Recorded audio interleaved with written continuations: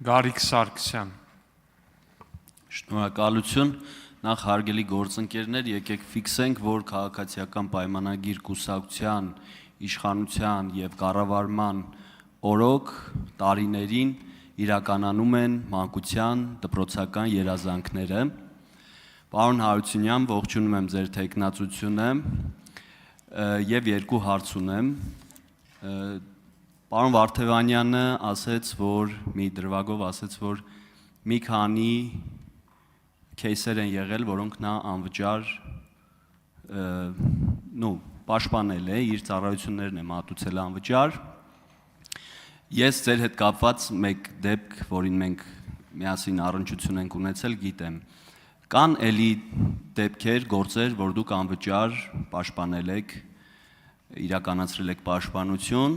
եւ երկրորդ հարցը, պարոն Բագրատյան ձեռք է բարձրանում, հավանաբար իրեն եք պաշտպանել կամ եւ երկրորդ հարցը, ինչպես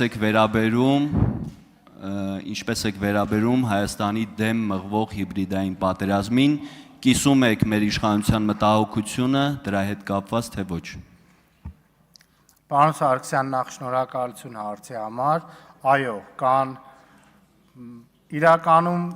որ ասեմ 1 տասնյակ հաստատ իմացեք մի քանի անգամ քիչ ներկայացրած կլինեմ, որտեղ նույնիսկ վերջի տարիներին, երբ որ իրավապաշտպան գործունեությունը դարձավ ամբողջությամբ վճարովի, նույնիսկ այդ պայմաններում մենք նախորդ ժամանակներից սկսած ունեինք շատ մեծ ծավալ, մոտավորապես պատկերացրեք չափազանցրած չեմ լինի, եթե ասեմ երևի ամբողջ գործերի մոտավոր մի 25%-ը մեր գրասենյակը անվճար հիմունքներով է մատուցել ծառայությունները։ Կներեք երկրորդ հարցը։ Հա, իհարկե հիբրիդային պատերազմին չեմ կարող դրական վերաբերվեմ, դա նույն պատերազմն է, ընդամենը առանց պաշտոնապես պատերազմ հայտարարելու, որը այսօր շատ տարածված է ու այդ մասով կարծում եմ պետությունը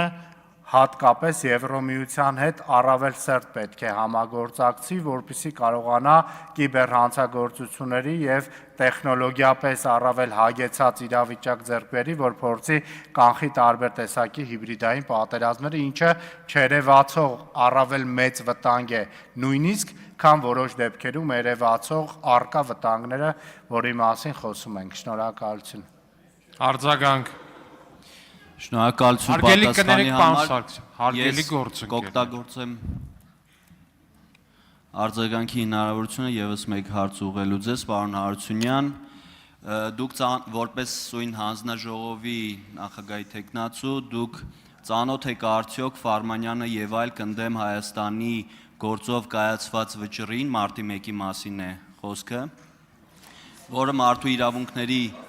Մարդու իրավունքների Եվրոպական դատարանը նախորդ տարի է այդ։ մի վարքյան, հարգելի գործընկերներ, խնդրում եմ լռություն։ Չէ, պարոն Ֆարմանյան, դուք այդ ժամանակ դժվար թե որտեղ եք աշխատում կամ մի վարքյան, հարգելի գործընկերներ, լռություն խնդրում եմ վերականգնեք պարոն Սարգսյանի ժամանակը, համեցեք պարոն Սարգսյան։ Պարոն Հարությունյան, եթե կուզեք նորից կրկնեմ հարցը, Եթե դժվար դուք ծանոթ եք արդյոք Մարդու իրավունքների Եվրոպական դատարանի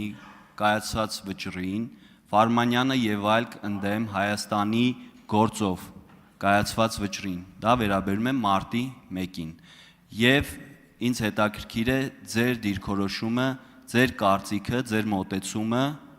այդ գործին։ Շնորհակալություն։ Պարոն Սարգսյան, շնորհակալություն հարցի համար, տեսեք,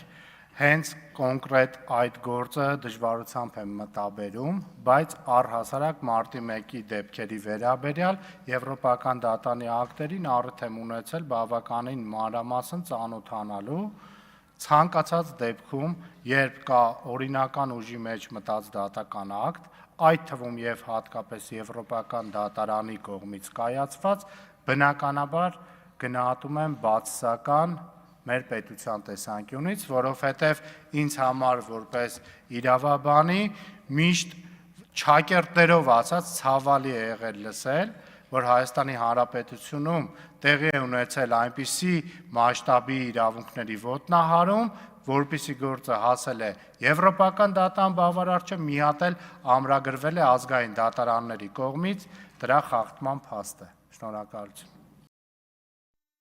Հավանիր տեսանյութը եւ բաժանորդագրվիր նորությունները բաց չթողնելու համար։